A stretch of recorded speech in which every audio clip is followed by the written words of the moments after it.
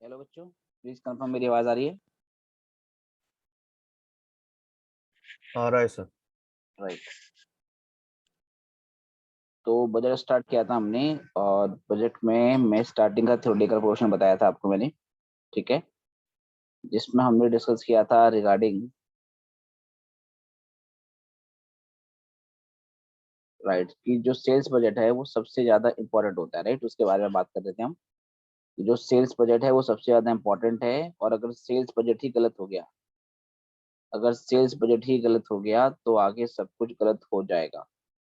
Right, इसके बारे में हम बात कर रहे थे। तो जो सेल्स बजट है उसके बारे में बात कर रहे थे हम। तो जो सर हाँ जी, हेलो। सर मुझे ये स्लाइड्स देखनी थी लास्ट की 2-3 बिकॉज मेरे लास्ट क्लास में कनेक्शन चला गया था। अच्छा ठीक है, देख लो स्टार्टिंग, यहाँ से स्टार्ट किया हमने। ये हो गया था सर मेरा। ठीक है, फिनिश। ये पार्ट ये हो गया था।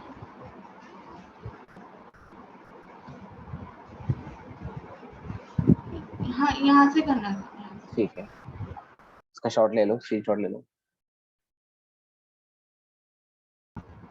सर हो गया ये।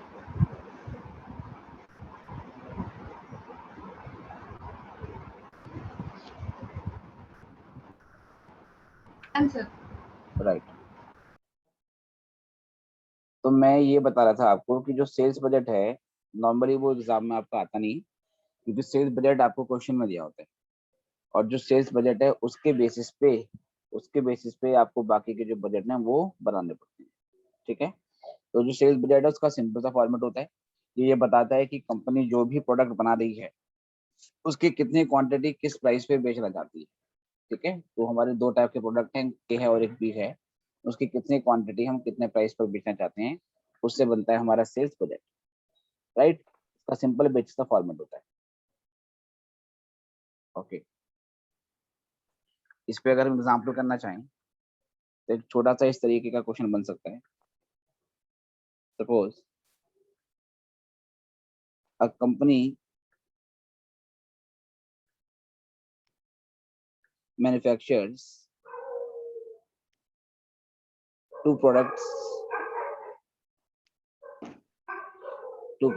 X and Y.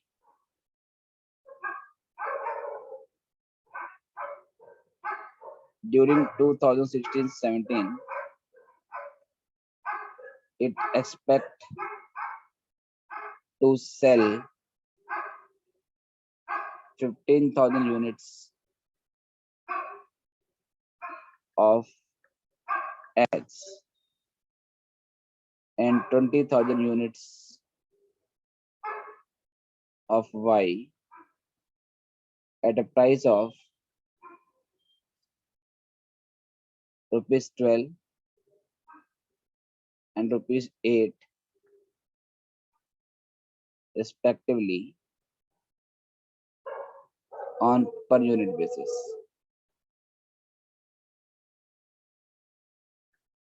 Prepare sales budget. कहता है कि जो सेल्स बजट है वो बनाना है आपको।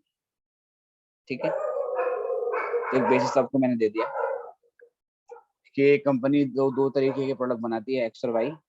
साल 2016-17 में ये उम्मीद करती है कि 15,000 यूनिट एक्स की बेचेगी और 20,000 यूनिट वाई की बेची जाएगी एट द प्राइस ऑफ 12 और 8। तो क्वेश्चन कह रहा है कि आपको क्या बनाना है, आपको बनाना है सेल्स बजट। ठीक है, ये सिंपल सा एक बेसिक क्वेश्चन है। ओके, तो किस तरीके से बनाएंगे सर? हेडिंग लिखेंगे sales budget for the year ended on 31st March 17। उसके बाद फिर यहाँ पर बनाएंगे हम प्रोडक्ट कौन कौन सा है,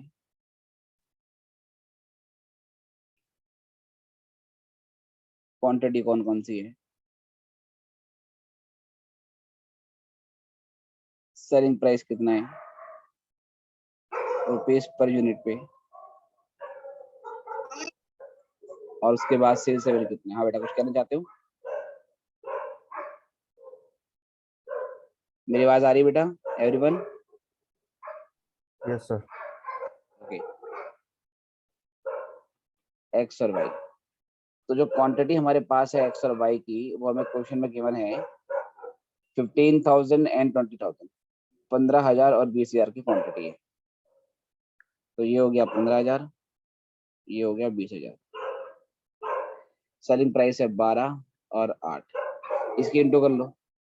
15 की 12 से इंटू करते हैं तो 1,80,000, 20 की 8 से करेंगे तो 1,60,000।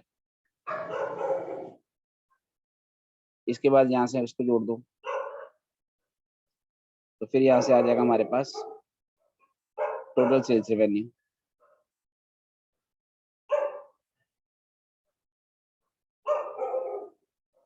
इसको जोड़ देंगे तो ये आ जाएगी हमारे पास अमाउंट 180 और 160, 3,40,000,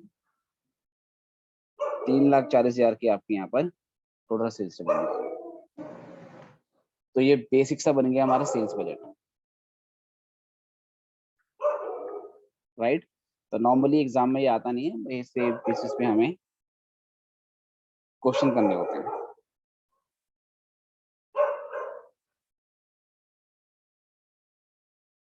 इसको करें, जब हो जाए तो बताना।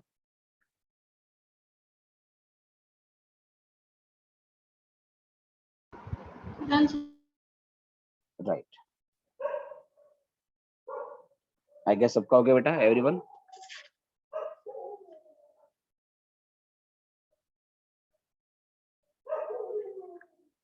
सबका हो गया, आगे बढ़े। Yes sir. Okay, sales budget के बाद जो अगला फंक्शन बजट है वो आता है आपका प्रोडक्शन बजट।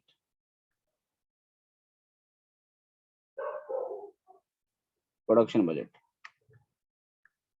ठीक है। अच्छा ये बताओ कि जो सेल्स बजट है वो फाइनेंशियल बजट है या नॉन फाइनेंशियल बजट है, या दोनों है? दोनों है सर। दोनों है, कैसे? यहाँ पे कि गुड्स का क्वांटिटी भी मेंशन है और टोटल रेवेन्यू भी मेंशन है। बिल्कुल ठीक है।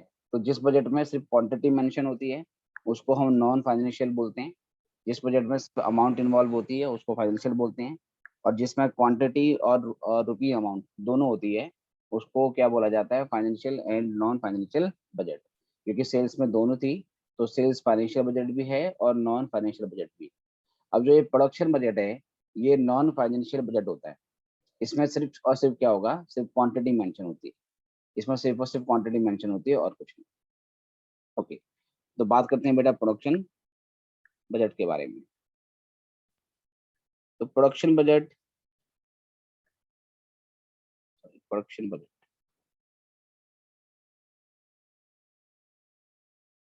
Right. Production budget shows expected quantity to be produced of different products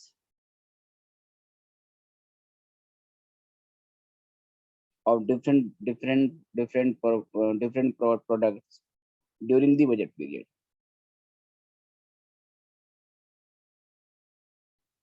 During the budget period,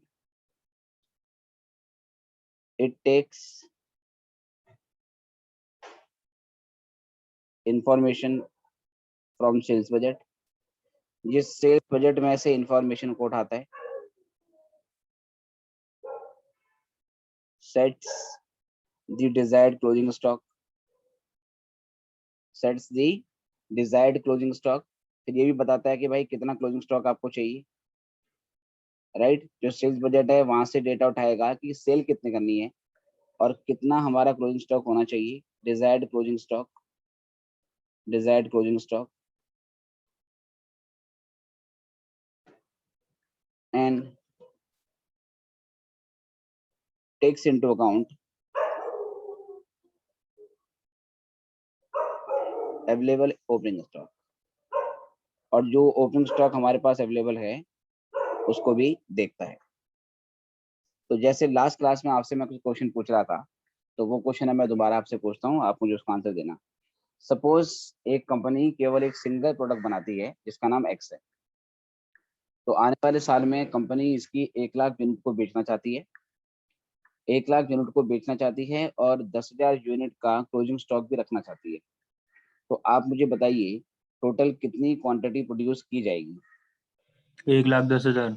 1,10,000। 1 lakh बेचना है और 10,000 रखना है, तो टोटल 1,10,000 हमें क्वांटिटी प्रोड्यूस करनी पड़ेगी। अगर मैं क्वेश्चन दोबारा पूछूं कि आने वाले साल में कंपनी 1,20,000 क्वांटिटी बेचना चाहती है, 30,000 का क्लोजिंग स्टॉक रखना चाहती है और 10,000 का ओपनिंग स्टॉक ऑलरेडी अवेलेबल है। अब बताइए कितनी क्वांटिटी प्रोड्यूस करनी पड़ेगी? 1,40,000। 1,40,000। ये कैसे आया सर? 1,20,000 आपने बेचना है, 30,000 का आपने क्लोजिंग स्टॉक रखना है, तो इस हिसाब से टोटल क्वांटिटी 1,50,000 प्रोड्यूस करनी चाहिए। बट आप कह रहे हो कि 10,000 का ओपनिंग स्टॉक पहले से अवेलेबल है हमारे पास, तो 1,50 में से 10 को माइनस कर दो, बाकी 1,40,000 हमें और प्रोड्यूस करना पड़ेगा। ठीक है, तो बेसिकली इसमें सिंपल सा फॉर्मूला होता है, सिंपल सा फॉर्मूला होता है कि अगर हमें प्रोडक्शन की क्वांटिटी निकालनी है, प्रोडक्शन की क्वांटिटी निकालनी है, तो सिंपल सा इसका फॉर्मूला होता है सेल्स, उसमें प्लस करो क्लोजिंग स्टॉक और माइनस कर दो ओपनिंग स्टॉक। सिंपल सी बात है। सेल्स में से क्लोजिंग स्टॉक को प्लस करो, ओपनिंग स्टॉक को माइनस करो, ये करने के बाद आपका प्रोडक्शन निकल के आ जाता है। बस यही इंफॉर्मेशन आपको एक फॉर्मेट में डालनी पड़ती है और वो बन जाता है हमारा प्रोडक्शन बजट। तो कुछ इस तरीके से फॉर्मेट होता है इसका production budget.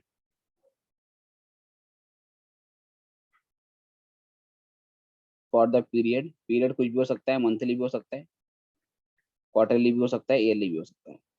For the period ended, जो भी इसका पीरियड होगा, राइट, उस हिसाब से देखना पड़ेगा।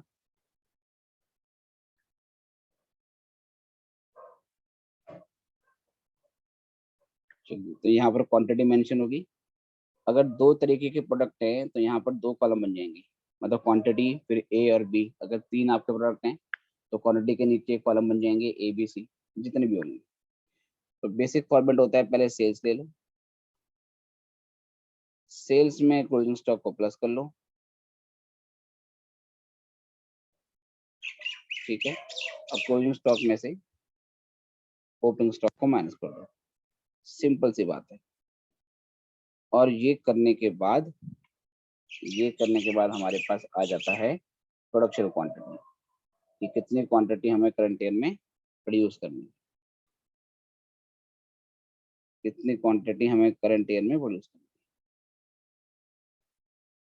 बताओ बात समझ में आई या नहीं? बहुत ही बेसिक सा format, sales plus closing stock minus opening stock.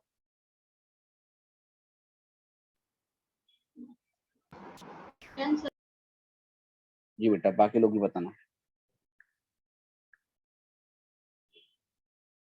Yes sir. Okay, चलो जी। प्रोडक्शन जो बजट है उसके बाद अगला हमारा बनता है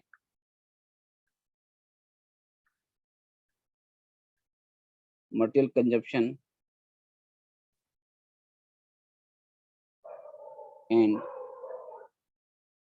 मटेरियल परचेज, परचेज को हम प्रोक्योरमेंट भी बोलते हैं, procurement budget, material consumption and material purchase और प्रोक्योरमेंट बजट। तो ये 2 अलग अलग बजट हैं, कभी कभार इन दोनों को अलग अलग बनाते हैं और कभी कभार एक ही बजट के अंदर इसको दिखा दिया जाता है। तो मटेरियल कंजप्शन और मटेरियल जो परचेज बजट है, बेसिकली ये बताता है कि जो फिनिश गुड्स आप बजट पीरियड में प्रोड्यूस करने जा रहे हो उसमें कितना मटेरियल कंज्यूम होने वाला है, और जितना मटेरियल आपके पास कंज्यूम होने वाला है उसके हिसाब से आपको कितना परचेज करना पड़ेगा। तो एक बार मैं फिर से कुछ क्वेश्चन पूछता हूँ और आप उसका आंसर देने की कोशिश करना, फिर हम इसका फॉर्मेट देखेंगे। तो मैं कहता हूँ कि एक कंपनी केवल सिंगल प्रोडक्ट बनाती है जिसका नाम एक्स है। आने वाले साल में कंपनी 50,000 यूनिट बेचना चाहती है, 5,000 यूनिट का क्लोजिंग स्टॉक रखना चाहती है और 5,000 का ओपनिंग स्टॉक ऑलरेडी अवेलेबल है। बताओ कितनी क्वांटिटी प्रोड्यूस करेंगे?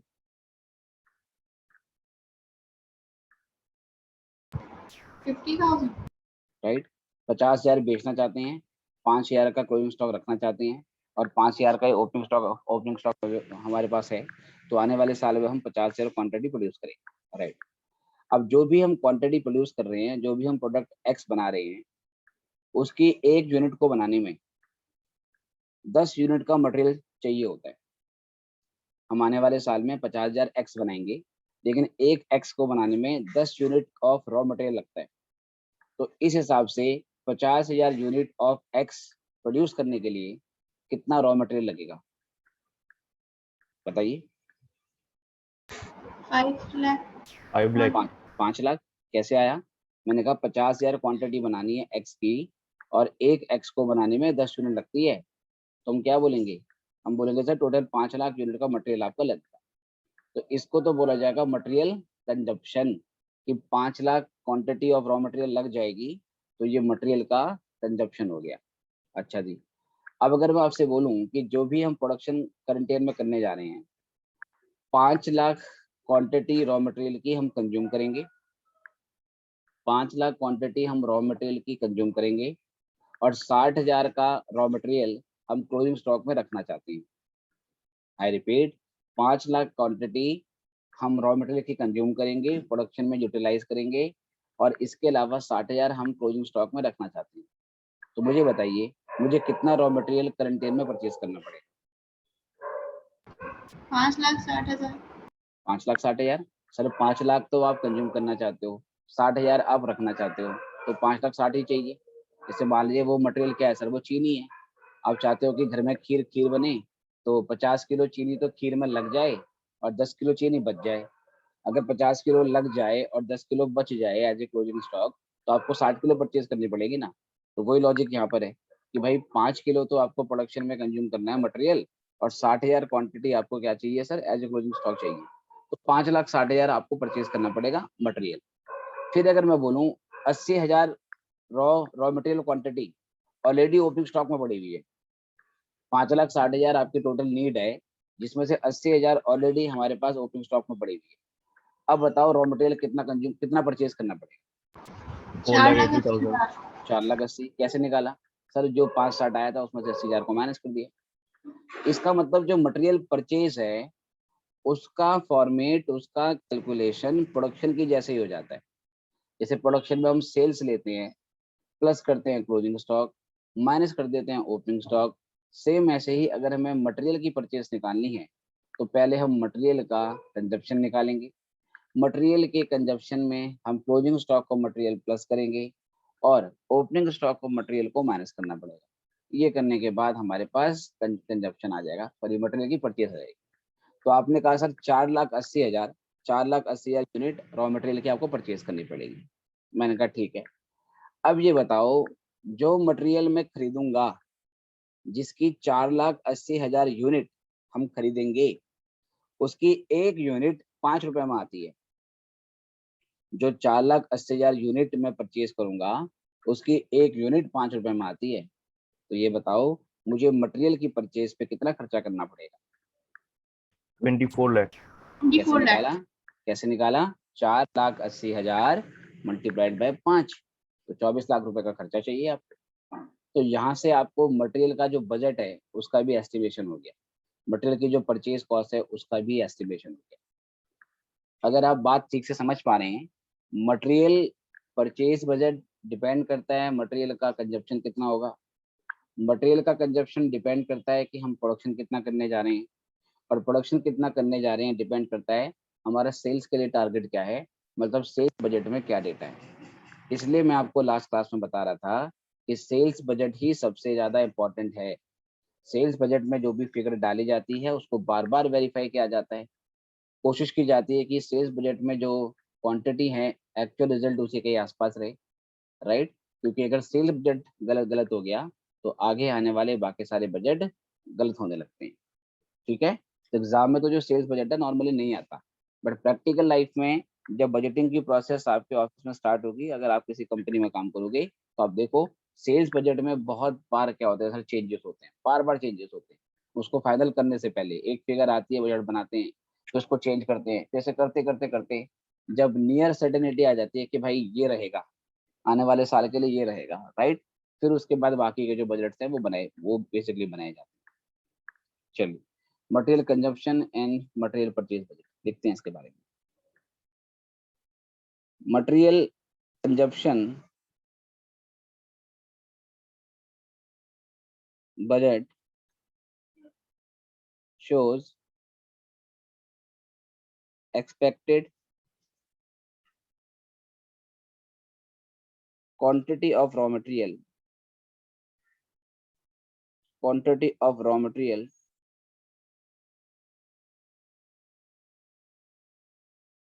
to be consumed in production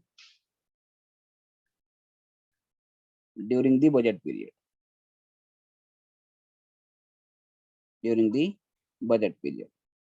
Material consumption budget shows expected quantity of raw material to be consumed in production during the budget period. ठीक है, material purchase budget not purchase budget shows expected, or I should say budgeted, expected बोलो budgeted बोलो,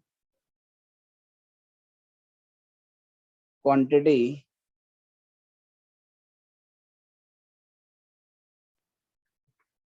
of raw material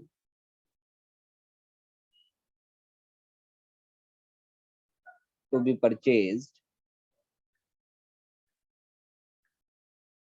during the budget period. ठीक है sir, तो इसमें हमारे पास basic चीजें क्या क्या है जो आपको ध्यान में रखनी है। अगर मुझे मटेरियल कंजप्शन की क्वांटिटी निकालनी है तो व्हाट आई विल डू, मैं प्रोडक्शन की क्वांटिटी लूंगा, उसको मल्टीप्लाई करूंगा कंजप्शन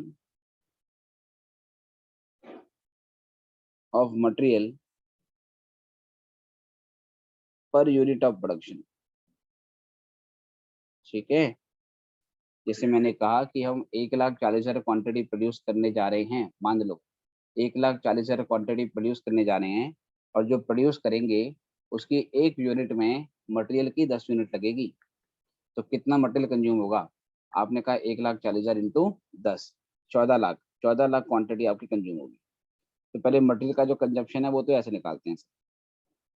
ठीक है बेटे, कॉस्टिंग बिल्कुल सी सिंपल सी सर, इसमें आपको कैलकुलेशन करनी होती है और कुछ नहीं। अगर आपको बेसिक चीजें पता हो, चीजों को लिंक करना आ रहा हो, तो कुछ खास दिक्कत नहीं होती है इसमें। कॉस्टिंग बस मल्टीप्लिकेशन डिवाइड बेसिकली इतना ही होता है, आपने समझ लो, और कुछ नहीं है। सर वो के मल्टीप्लाई लिए कैसे करना? कंप्यूटेशन ऑफ मटेरियल, हाँ जी, कहाँ पर? वो मटेरियल कंजम्पशन की सेकंड हाँ, पे। मटेरियल का जो हमारा कंजप्शन है उसकी अगर मैं क्वांटिटी निकालनी है तो फॉर्मूला है प्रोडक्शन की quantity multiply by consumption of material per unit of production.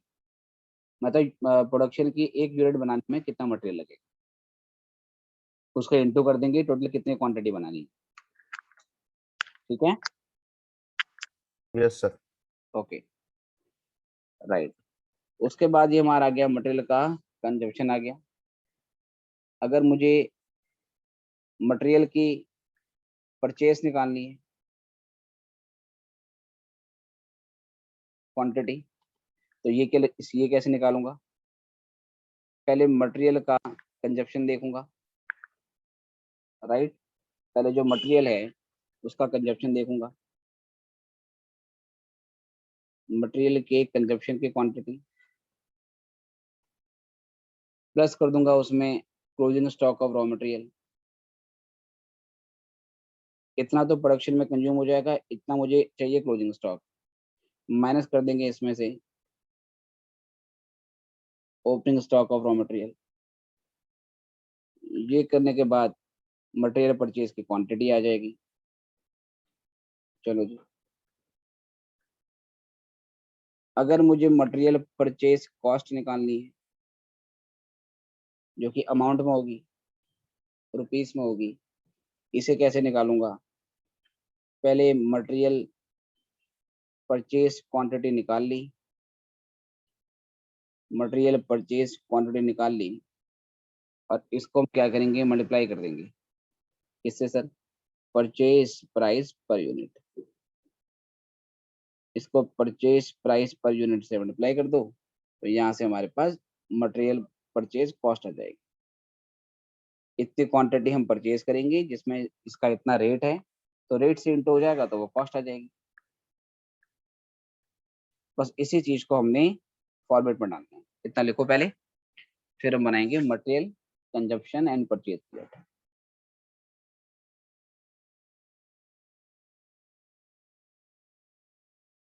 जब हो जाए तो बताना। Done sir. जी बेटा, बाकी लोग बताओ। शुभजीत बेटा, बात समझ में आ रही है? Yes sir. गुड, चलिए इसका फॉर्मेट देख लेते हैं। तो अभी स्लाइड्स दिखाते, नोट नहीं आते। अच्छा, चलिए लिखो आराम से।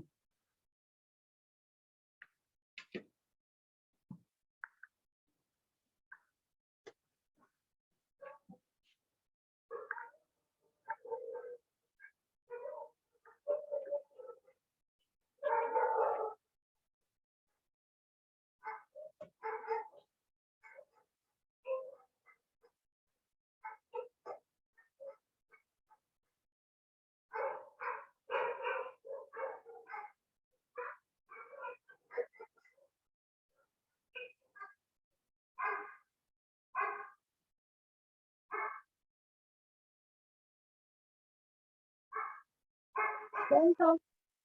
जी बेटा, चलिए तो यहाँ से आगे बढ़ते हैं अब हम और इसका फॉर्मेट देखते हैं। तो मटेरियल परचेज बजट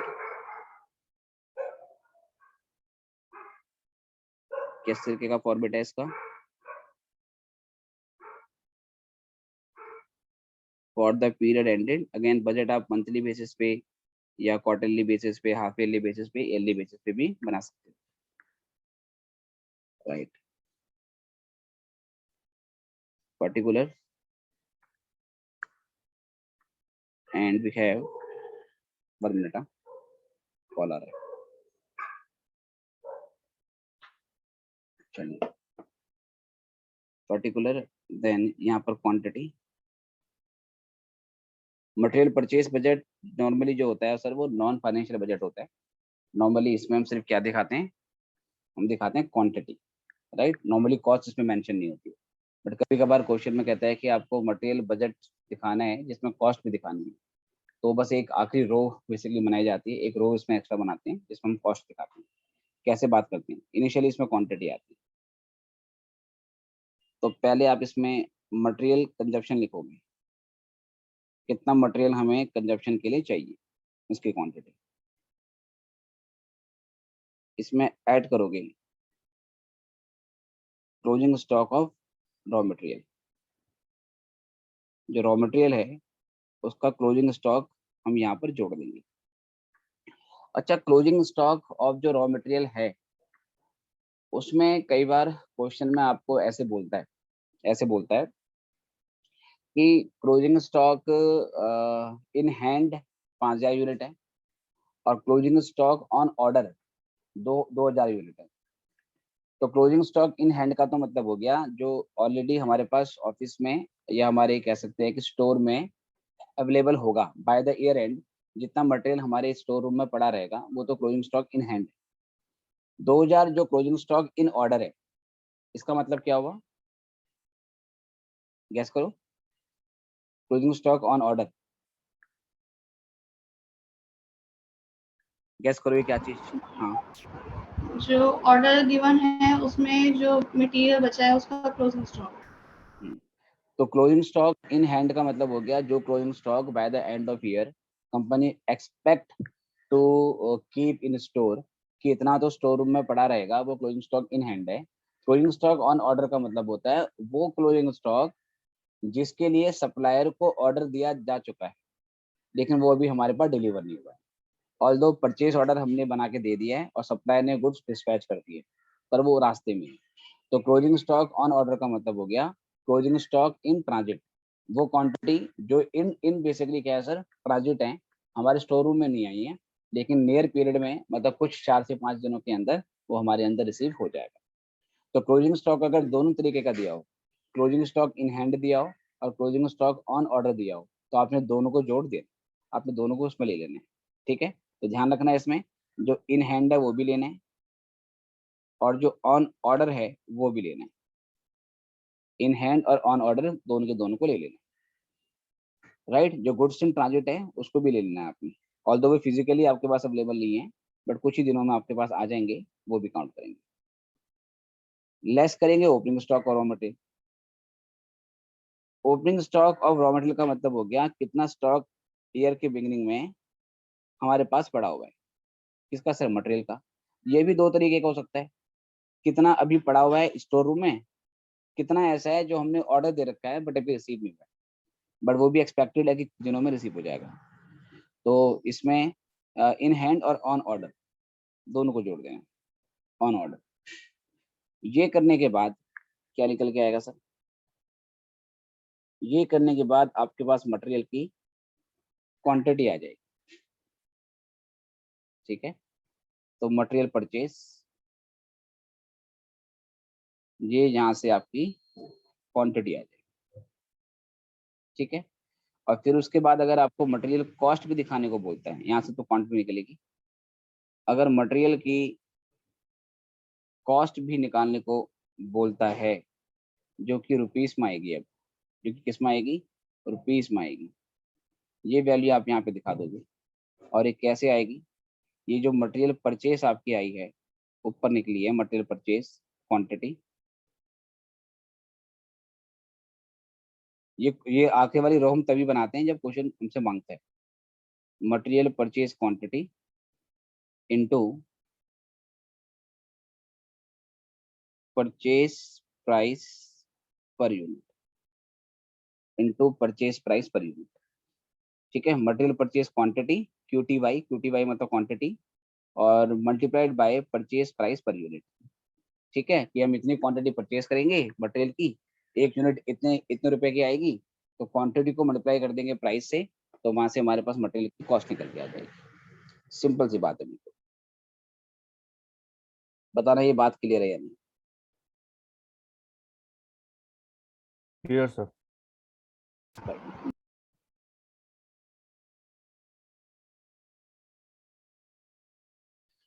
अब हम एक लॉन्ग क्वेश्चन करने जा रहे हैं बेटा, एक बड़ा सा क्वेश्चन करा रहा हूँ जिसमें आपको बजट का जो बेसिक फॉर्मेट है अब तक जो बताया है, ये जो बेसिक इसकी जो कैलकुलेशन है वो समझ में आ जाए। ठीक है, कैसे करेंगे ध्यान से देखना। एक बड़ा सा एग्जांपल ले रहे हैं, example, a company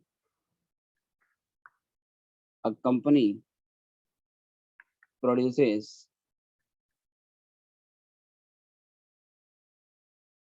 a single product X only.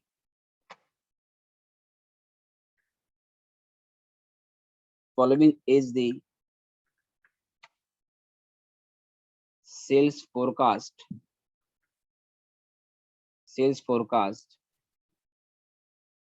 for first 4 months of year 2018-19.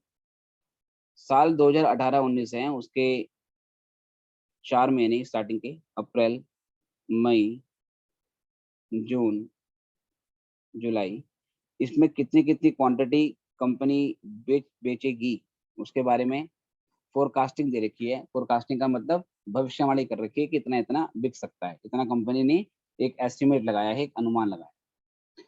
तो कंपनी कहती है कि अप्रैल में हम 20,000 यूनिट सेल करने जा रहे हैं, मई में हम 24,000 यूनिट सेल करेंगे, जून में हम 30,000 यूनिट सेल करेंगे और जुलाई में हम 26,000 यूनिट सेल करेंगे। ऐसा कंपनी ने एक एस्टिमेट लगा दिया। ठीक है, चलो। The closing stock, the closing stock of finished goods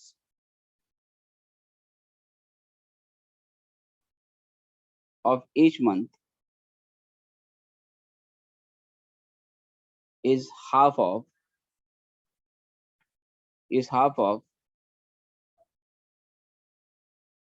sales of following month। following का मतलब नेक्स्ट मंथ। अरे हर महीने का जो क्लोजिंग स्टॉक है ना, वो अगले महीने की सेल्स का हाफ है। लाइक अगर मैं आपसे पूछता हूँ कि अप्रैल का क्लोजिंग स्टॉक कितना होगा, तो बताओ कितना होगा? अप्रैल का क्लोजिंग स्टॉक कितना होगा? 12,000। हाँ, मई की सेल का हाफ। तो मई की जो सेल है वो कितनी है सर? मई की सेल है 24,000, उसका आधा। ऐसे मैं आपसे पूछता हूँ कि मई का जो क्लोजिंग स्टॉक है वो कितना होगा? 15,000। 15,000। 15,000। ऐसे जून का जो क्लोजिंग स्टॉक है वो बेटा कितना होगा? 13,000।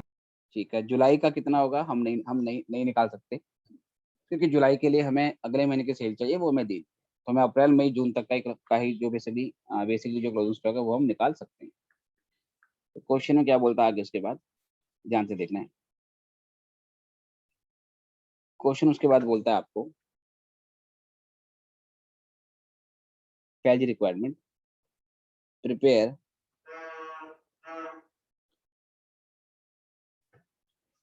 Production budget for the quarter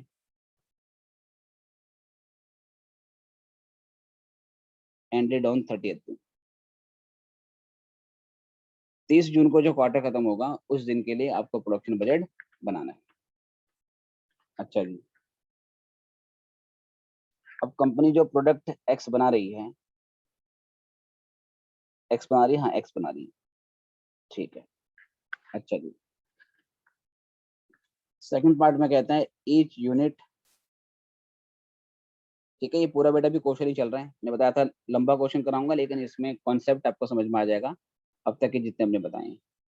each unit of production of x, या बोलेंगे प्रोडक्ट एक्स, थोड़ा ठीक करता हूँ उसको। Each unit of product x,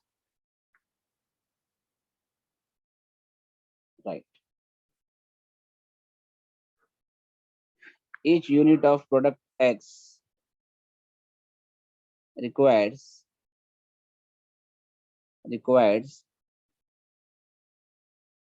10 units of raw material Y। Each unit of product X requires 10 units of material Y। The desired closing stock of raw material is 40,000 units, whereas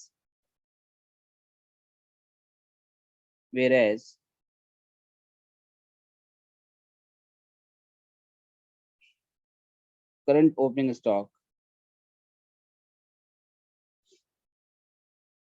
whereas the current opening stock is 20,000 units।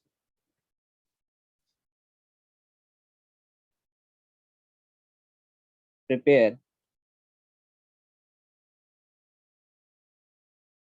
material purchase budget for the month of April. ठीक है, for the month of April, केवल एक महीने का बनाना है आपको। Question बोलता है आपको the desired closing stock of raw material is 40,000 units, ठीक है, और जो ओपनिंग स्टॉक है वो आपका 40,000 है, आपको बस अप्रैल के लिए बनाना है। आगे जी, if each unit of material Y, if each unit of material Y costs rupees 12 per unit, 12 per unit, what would be the purchase cost? What would be the purchase cost? What would be the purchase cost for the month of April?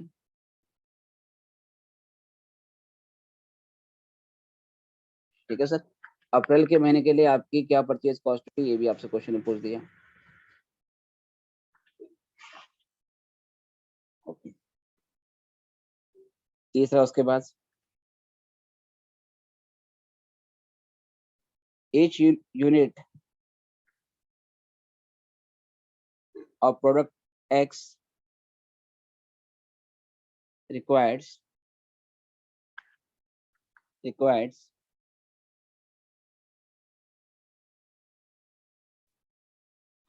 10 labor hours and 5 machine hours. What would be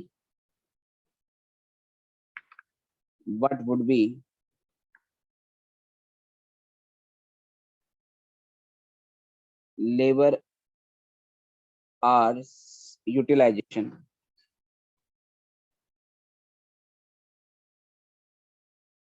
and machine hours utilization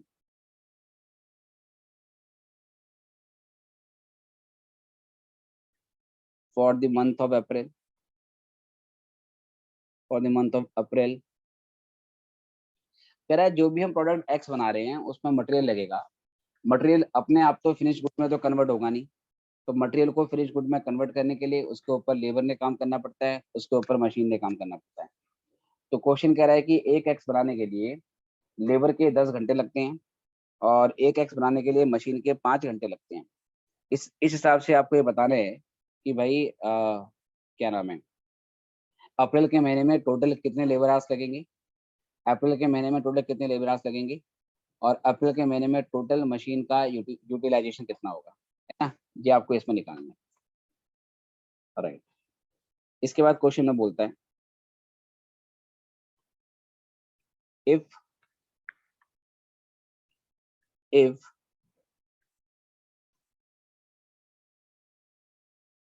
labor hours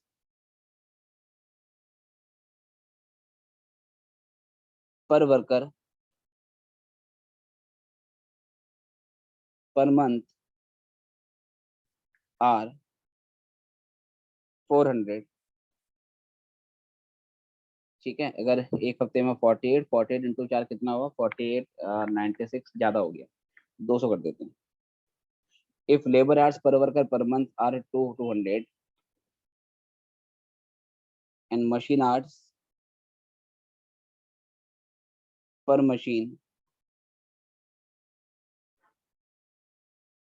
per month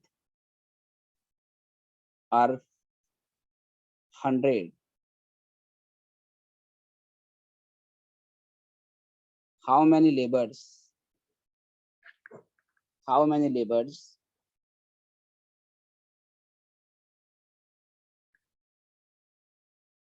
and machines are to be employed in month of April? चलो जी, ये 4 part बना दिए हमने और इसी को आज हम सॉल्व करेंगे। ओके, और ये करने के बाद 5-6 क्वेश्चन आपको घर के लिए मिल जाएंगे होमवर्क, जो ग्रुप 1 के मॉड्यूल में है, जिसको आप करेंगे, और नहीं होगा तो फिर नेक्स्ट क्लास में हम इसको डिस्कस करेंगे। बट उन सब का लॉजिक इसी के ऊपर बेस्ड है जो अभी मैं आपको बता रहा हूँ। देख लो पहले आराम से, फिर करते हैं।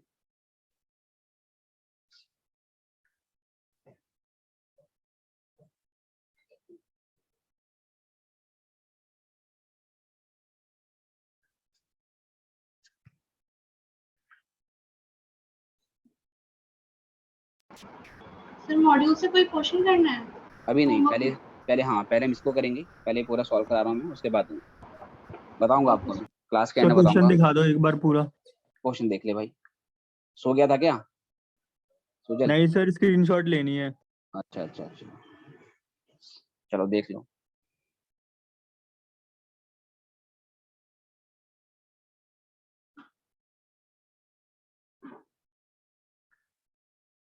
सर नीचे करना। ओके,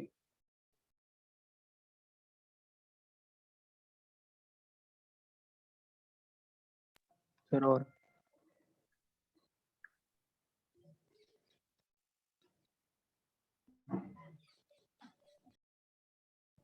हो गया सर। चलिए, तो सबसे पहले बनाएंगे हम प्रोडक्शन बजट। ठीक है, जो क्वेश्चन की रिक्वायरमेंट है उसके हिसाब से पहले बनाएंगे प्रोडक्शन बजट।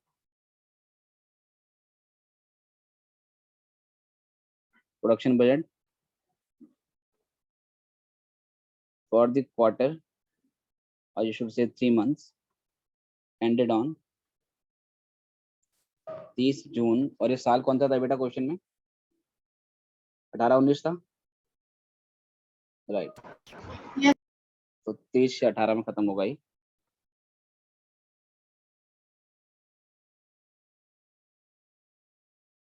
पर्टिकुलर्स,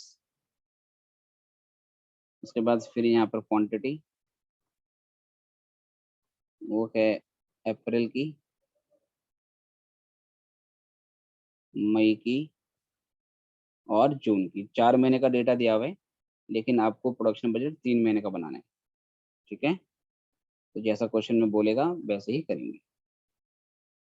तो पहले लेनी है सेल्स की क्वांटिटी, तो पहले लेंगे हम सेल्स की क्वांटिटी।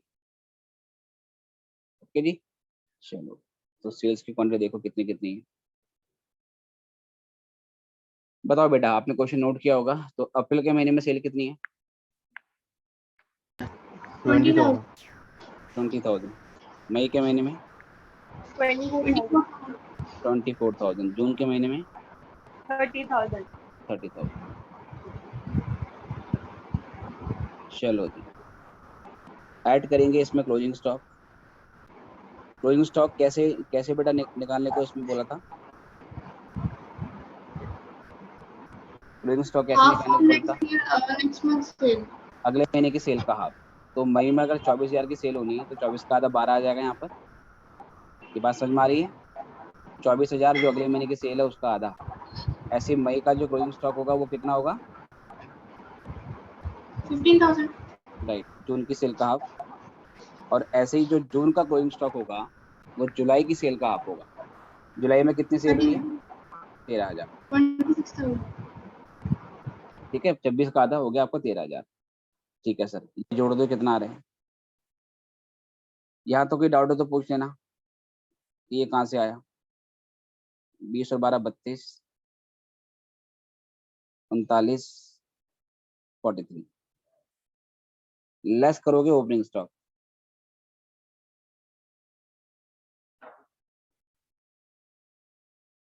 बताओ जी, ओपनिंग स्टॉक कैसे निकालें?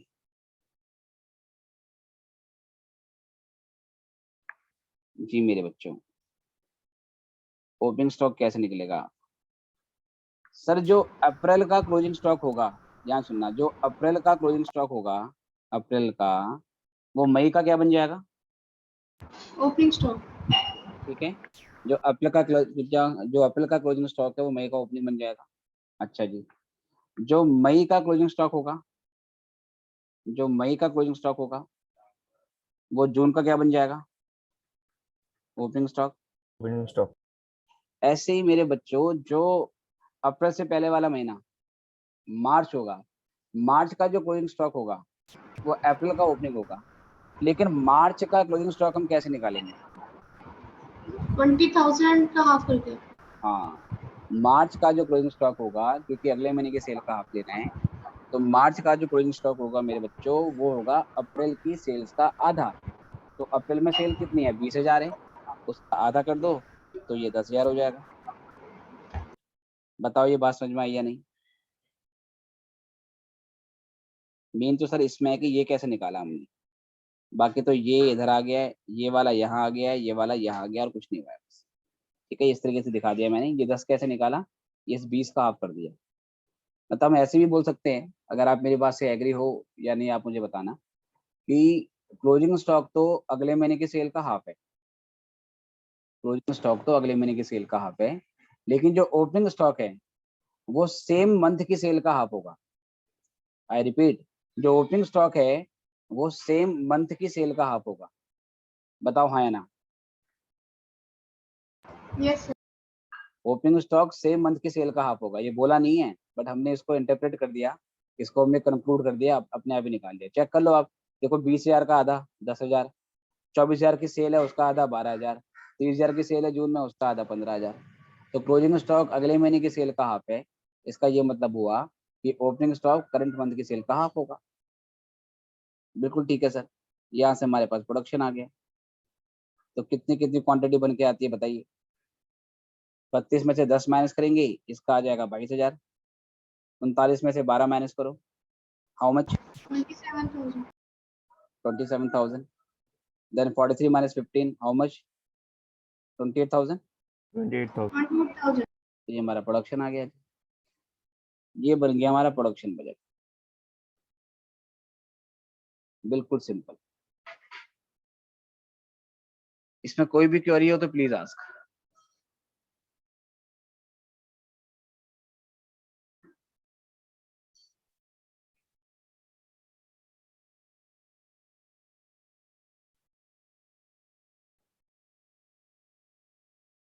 बताओ मेरे बच्चे। Clear sir. चलिए, डन। अब यहाँ से अप्रैल के महीने के लिए मटेरियल परचेज बजट बनाया जाएगा। केवल एक ही महीने का बनाना है, for the month of April 2018, April 2018 के लिए आपको इसमें निकालना है।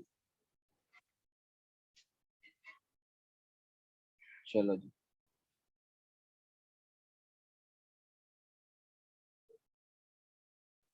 पर्टिकुलर और फिर यहाँ पर क्वांटिटी। इसमें पहले ये देखेंगे मटेरियल का कंजप्शन कितना होगा, मटेरियल का कंजप्शन कितना होगा।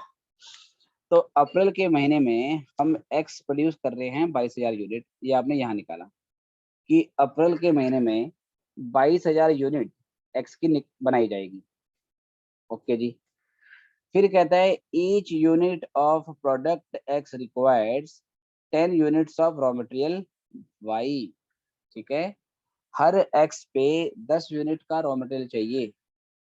तो बच्चों इस हिसाब से 22,000 क्वांटिटी अगर हम प्रोड्यूस करने जा रहे हैं तो कितनी क्वांटिटी कंज्यूम होगी? 2,20,000। 2,20,000। तो हम क्या करेंगे, जो ये हमारा 22,000 है, इस 22,000 को 10 से इंटू कर दो, तो 2,20,000 यूनिट ये एक्चुअली हम कंज्यूम करेंगे, ये एक्चुअली हम कंज्यूम करेंगे। ठीक है सर, 22,000 को हमें बेसिकली बनाना है। ठीक है बेटा, ध्यान रखना है बिल्कुल, कनेक्शन टूटना नहीं चाहिए, कहीं आपको समझ में नहीं आया कि ये 22,000 कहाँ से आया। 22,000 अप्रैल के महीने का प्रोडक्शन है और एक को बनाने में 10 यूनिट ऑफ रॉ मटेरियल लगता है, तो 22 इंटू 10 2,20,000 आ गया। लेकिन ध्यान रखना पेपर में जब भी क्वेश्चन आया तो जो मैंने कैलकुलेशन ऐसे ब्रैकेट में लिखी है ये आपको ब्रैकेट में लिख के नहीं आनी है, इससे नंबर कटते हैं। जब भी आप कोई स्टेटमेंट बनाते हो या बजट बनाते हो पेपर में, आप ये सोचो कि कंपनी की मीटिंग चल रही है और मीटिंग में आप उस फॉर्मेट की प्रेजेंटेशन दे रहे हो, तो बेटा उस वो जो हमारी प्रेजेंटेशन होती है उसमें सिंपल किसी भी चीज़ की फाइनल फिगर लिखते हैं, उसकी कैलकुलेशन कैसे आई होती है वो आप फॉर्मेट में नहीं बताते हैं। तो अगर आप ऐसे लिख के आओगे 22,000 इंटू 10 तो इसके नंबर आपके कटते हैं। सिर्फ ये लिख के आना है, ये लिख के आना है, ये आपकी फाइनल फिगर है। ये आपको मेंटली कैलकुलेट करना है। ये वाला जो मैंने दिखा रखा है आपको, ये भी आपके लिए बस एग्जाम में ये मैच करके नहीं आना। चलिए इसमें ऐड करेंगे क्लोजिंग स्टॉक। किसका सर क्लोजिंग स्टॉक? प्रोडक्शन का मतलब लेना। बच्चा कई बार 27,000 ले लेता है, मतलब जो, या क्या नाम है कि 22,000 ले लेता है। सर प्रोडक्शन का नहीं, रॉ मटेरियल का। क्या बोलता है सर, क्या बोलता है जी? आगे देखिए। 40,000 closing stock. The desired closing stock और रॉ मटेरियल इज 40,000, 40,000 चाहिए। ये कौन सा वाला है सर? ये अप्रैल के एंड वाले बोल रहा है। और where current opening stock is 20,000। ठीक है, 20,000 का आपका करंट ओपनिंग स्टॉक है, मतलब ये अप्रैल की बिगनिंग का ही बोल रहा है। तो 40 और 20 है। चलो ठीक है, 40 और 20 है। आओ जरा, क्लोजिंग स्टॉक ये हो गया आपका 40,000, ये हो गया 2,60,000। चलो जी, और लेस करेंगे इसमें से ओपनिंग स्टॉक, लेस करेंगे इसमें से ओपनिंग स्टॉक। तो 260 में से आप कर दोगे बेटा ये 20,000 माइनस।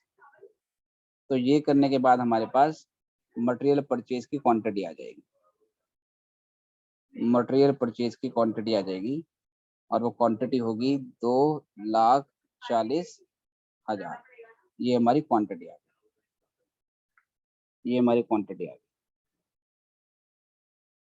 ठीक है जी। इसी में मटेरियल की कॉस्ट भी पूछी है, तो एक कॉलम और बना देते हैं कॉस्ट निकालने के लिए। तो यहाँ पे लिखेंगे मटेरियल कॉस्ट। मटेरियल कॉस्ट कैसे निकालेंगे सर? परचेज आ गई है 2,40,000 की, इतना हम परचेज करेंगे। और क्या बोलता है बच्चों, each unit of material Y cost ₹12 per unit.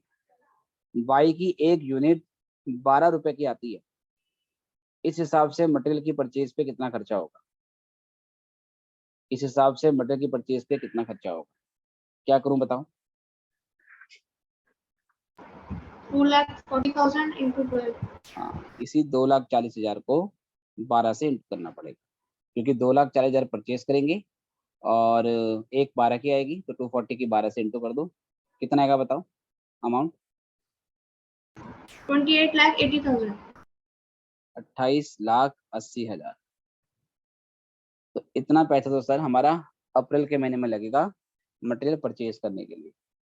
ठीक है, तो परचेज डिपार्टमेंट का जो भी पर्सन होगा वो फंड डिमांड करेगा कि भैया लगभग 30 लाख का फंड दे दो, 30 लाख का फंड दे दो मटेरियल परचेज करने के लिए। जिससे फंड मांगोगे वो बोलेगा अपनी कैलकुलेशन दिखाओ, कैसे मांग रहे हो 30 लाख। तो आप क्या करोगे, मटेरियल परचेज बजट जो है वो दे दोगे, सर देखो ये हमारा बजट है, ये बनाया हमने, इसके बेसिस पे आपसे मांगा। तो ये हो गया 28,80,000। यहाँ तक कोई भी क्वेरी है तो यू कैन आस्क, अदरवाइज फिर हम आगे बढ़ेंगे।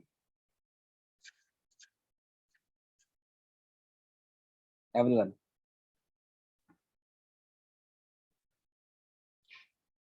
आगे बढ़ो, मेरी आवाज आ रही है? Yes. राइट, ओके, हाँ सर क्लियर है। ठीक है।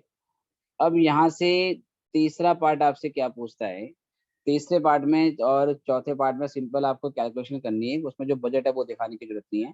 ऑल्दो मशीन आर हम कितने कितने यूटिलाइज करेंगे उसका भी बजट बनाया जाता है, लेकिन वो हम आगे आने वाली क्लास में डिस्कस करेंगे।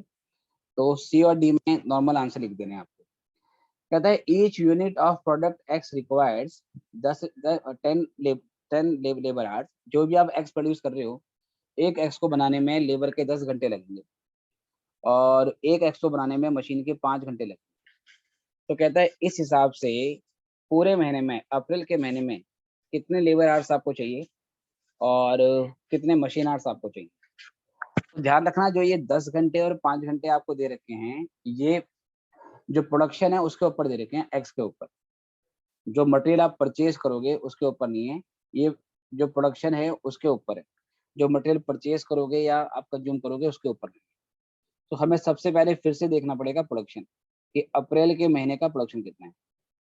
तो अप्रैल के महीने का प्रोडक्शन आया था 22,000, जो कि आपने निकाला था कहाँ से, प्रोडक्शन बजट से। ठीक है बेटा, 22,000 आपका आया हुआ है। चलो अब देखो सी पार्ट के लिए, तो हम लिखेंगे for the month of April 2018। ध्यान रखना मैं कोई फॉर्मेट नहीं बना रहा है इसमें, सिंपल कैलकुलेशन दे रहा हूँ। पहले लिखेंगे लेबर आवर्स यूटिलाइजेशन। प्रोडक्शन कितना है बेटा मेरा, 22,000 है। एक एक्स को बनाने में लेबर के कितने घंटे लगेंगे, 10 घंटे।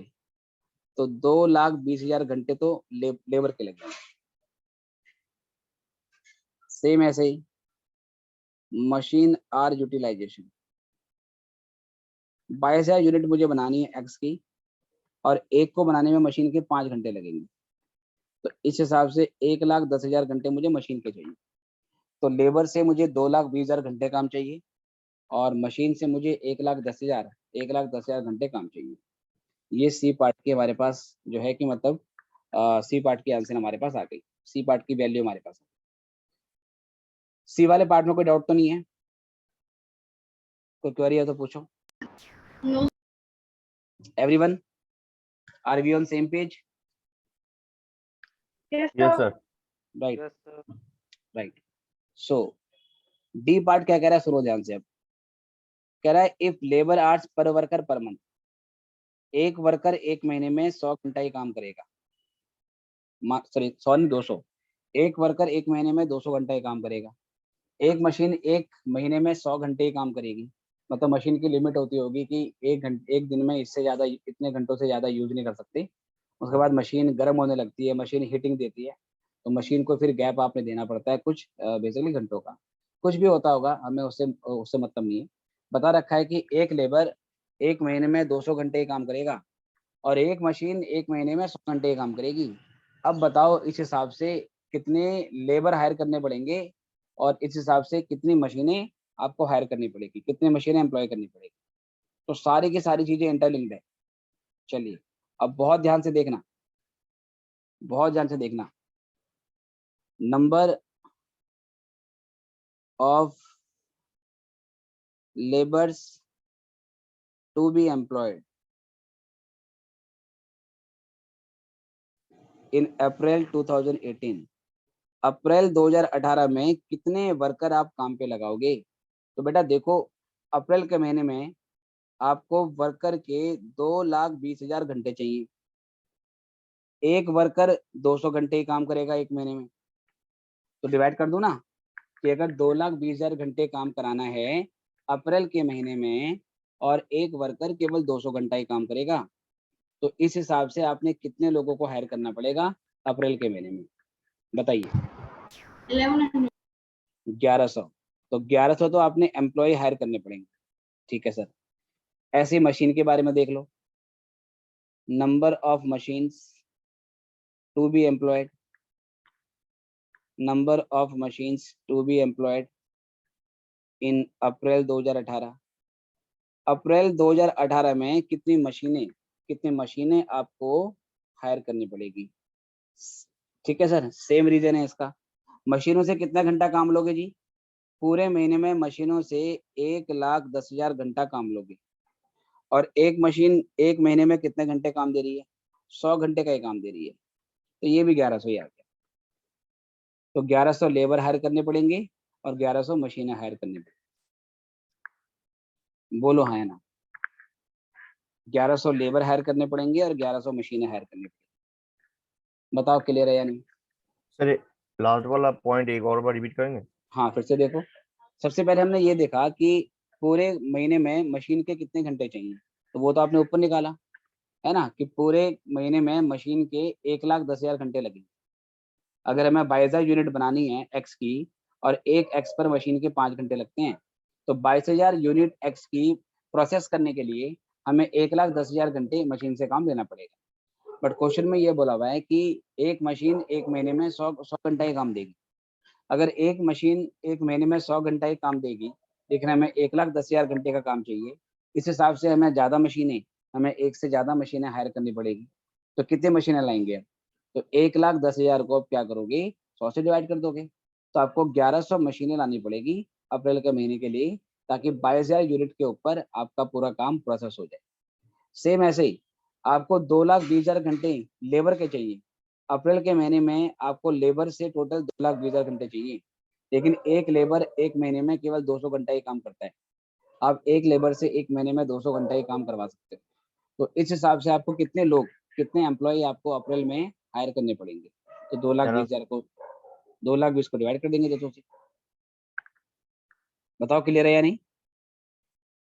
Yes sir, clear. Yes, sir. ठीक है एवरीवन, सबको ये बात समझ में आई? Yes, sir. Yes sir. चलिए, तो अब बात ना यहाँ खत्म नहीं होती है, इसके आगे भी कहानी चलती है। जैसे क्या क्या कहानी चल सकती है, मैं आपको उसके बारे में इसके बारे में भी बात आपसे कर लेता हूँ। मान लो क्वेश्चन में कहता है एक लेबर को आप हर महीने 8,000 रुपए की सैलरी देते हो। हर लेबर को आप मंथली बेसिस पे 8,000 रुपए की सैलरी देते हो। चलो जी, तो मुझे बताओ 1,100 लेबर अगर आप हायर करोगे और एक बंदे को 8,000 की सैलरी देनी है, तो कितनी लेबर कॉस्ट आएगी for the month of April? 88 lakh. 1100 into 8,000, तो 88 लाख रुपए तो आपको लेबर कॉस्ट के लिए चाहिए। मशीन आपकी जो चल रही है 1100 घंटे, अपने आप तो चलेगी नहीं। मशीन के साथ में एक ऑपरेटर भी आपने असाइन असाइन करना पड़ता है। मशीन के साथ में आपने एक साथ में क्या करना पड़ेगा, ऑपरेटर भी असाइन करना पड़ेगा। अगर मैं कहता हूँ कि एक ऑपरेटर एक बारी में एक ही मशीन को ऑपरेट करेगा, एक ऑपरेटर एक बारी में एक ही मशीन को ऑपरेट करेगा, तो इसका ये मतलब हुआ कि 1100 मशीन को ऑपरेट करने के लिए आपको 1100 ऑपरेटर हायर करने पड़ेंगे। अगर 1100 ऑपरेटर हायर करने पड़ेंगे और एक ऑपरेटर को आप 10,000 की सैलरी देते हो, एक ऑपरेटर को आप 10,000 की सैलरी देते हो, तो 1100 ऑपरेटर पे कितना कितना खर्चा आएगा?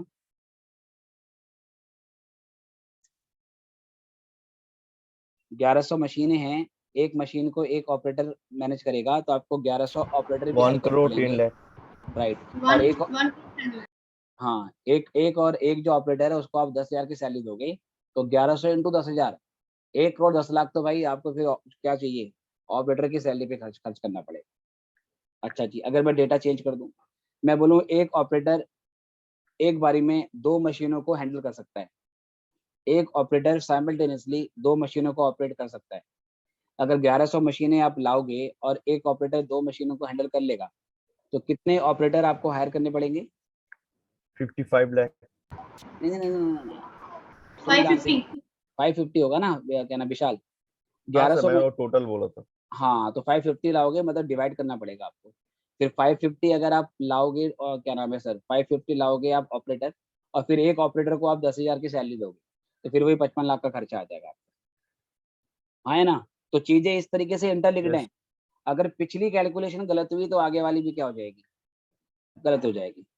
तो सर ये जो पूरा काम होता है बजट बनाना, बहुत ही इंपॉर्टेंट काम होता है, बहुत ही इंपॉर्टेंट। जहाँ एक ही स्टेप में गलती हुई, किसी एक फिगर में अगर गलती हो गई, उसके आगे जितनी भी कैलकुलेशन उसके ऊपर होनी है, वो सारा का सारा आपका गलत होने लगता है। स्टार्टिंग होती है सेल्स बजट से, और कोशिश करनी होती है कि पहला स्टेप बिल्कुल सही जाए। जैसे कि अगर एक बॉलर है और वो बॉल फेंकने जा रहा है, अगर सर वो नो बॉल अगर फेंकेगा, फिर तो आगे जो भी होना है बेटा वो सारा का सारा क्या है, गलत गलत ही होगा। सेम ऐसी हमारी जो सेल्स बजट है, वो नो बॉल नहीं नहीं होनी चाहिए। अगर सेल्स बजट आपकी गलत हो गई, तो आगे आने का बाकी सारे बजट गलत हो जाए। ठीक है, ये सारी चीजें यहाँ तक समझ आई या नहीं yes sir. Everyone? Yes. Right. तो अब बेटा मैं कुछ क्वेश्चन बता रहा हूँ जो आपको ट्राई करने हैं घर से, जो कि करने हैं मॉड्यूल से। उसमें जहाँ दिक्कत आएगी वो हम डिस्कस करेंगे। अभी मेरे घर में एक बेसिकली मतलब पूजा है, तो मुझे जल्दी से उसके लिए तैयार होना है। तो अभी आपको मैं आज आधा घंटा पहले छोड़ रहा हूँ, लेकिन क्वेश्चन मैं आपको बता दे रहा हूँ कि क्या क्या करना है आपको। तो ये करेंगे आप, बता रहा हूँ कौन सा, ठीक है। एक तो करना है बेटा एग्जाम्पल 1 करना है, इसका अपनी कॉपी में नोट कर देना साथ साथ। ये CMA इंस्टीट्यूट का मॉड्यूल है, वहां से मैं बोल रहा हूँ। तो इसका इलस्ट्रेशन 1 करना है आपने। बहुत ही बेसिक सा क्वेश्चन है, शुरू होते ही खत्म खत्म हो जाएगा। सर पेज नंबर बोलिए। हाँ, पेज नंबर इसका 434 है। पेज नंबर 434 पे एग्जाम्पल 1, अदरवाइज आप स्क्रीनशॉट भी ले लो क्वेश्चन का, कोई दिक्कत नहीं है, ताकि मैच कर लो बाद में। एग्जाम्पल 2, ठीक है, एग्जाम्पल 2 ये है उसी के आगे पेज नंबर 435 पे था ये। फिर उसके बाद इलस्ट्रेशन 3, ट्राई करना, जहाँ फंसोगे तो फिर कोई दिक्कत नहीं है, मैं आपको कराऊंगा नेक्स्ट क्लास में।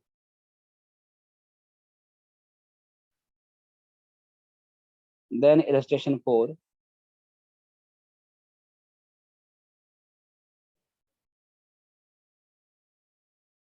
फाइव अभी मत करना, 5 मैं आपको बताऊंगा। तो पहले 1 to 4 तो करना ही है, 6 भी नहीं करना है, अभी 6 में ही कराऊंगा आपको, 7 नहीं करना है, अलग है। 8th कैश बजट है, अभी नहीं करना। 9th भी नहीं करना, अभी सिर्फ 1 to 4 बोला है मैंने। 10th भी नहीं करना है अभी। 11th नहीं करना है, अलग टॉपिक है। 12th भी नहीं करना है, अलग टॉपिक है।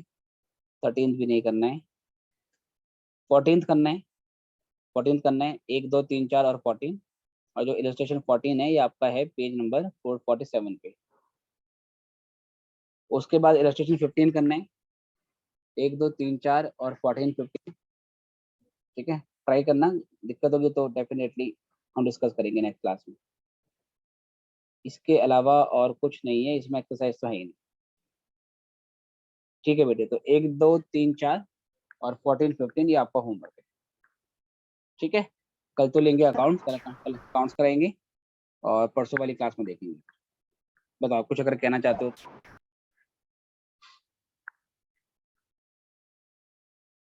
ओके। ठीक है, तो इतना ही करते हैं और फिर मिलेंगे हम नेक्स्ट क्लास में। Good bye.